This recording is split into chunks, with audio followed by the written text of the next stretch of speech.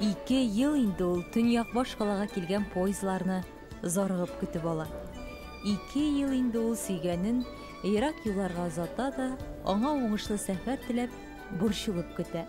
Менә бүген дә меңләгән кешеләр арасыннан кадерлесенең күзләрен эзли. Сөйгәне исә иҗади сәфәрләргә еш чыгып китә. Җырчы артист тормышының асылы да шул. Сүзебез Динар һәм Рената Байтимеровлар турында.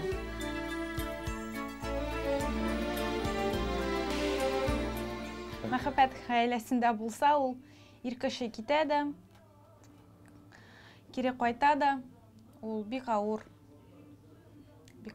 барыбер.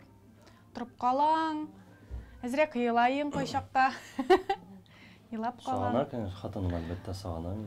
Сугынам. Мин дә сагынам. Китүләрендә, концертлар, гастрольләрендә ул барбер бит үй түгел. Анда яшәгән кунак ханәләрдә ничектер яңа кешеләр белән ул дулкынлану да бар. Төрлечә. Әлбәттә сагынасың. Шулаймы? Рәхмәтенде белдем, сагына икәнен. Динар Әстерхан егете, Рената Санкт-Петербург кызы.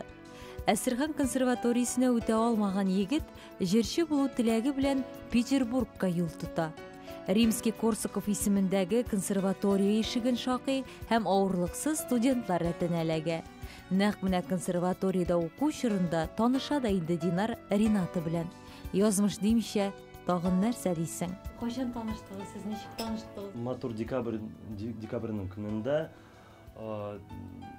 кич иде, концерт булды, Казаннан артистлар килделәр һәм тышта карлы яңгыр яуган. Һәм без шундый матур көнендә концерттан соң таныштык. И эш айдан соң уже безнең никахыбыз булды.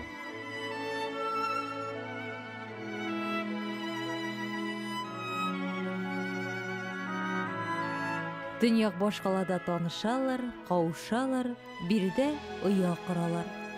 Петербургта аларның яраткан урыннары бар. Хатирәләрен яңартып кайчак шул урамнардан үтәләр. Алар яшь, матур, бәхетле. Киләчәккә дә өметләре зурдан.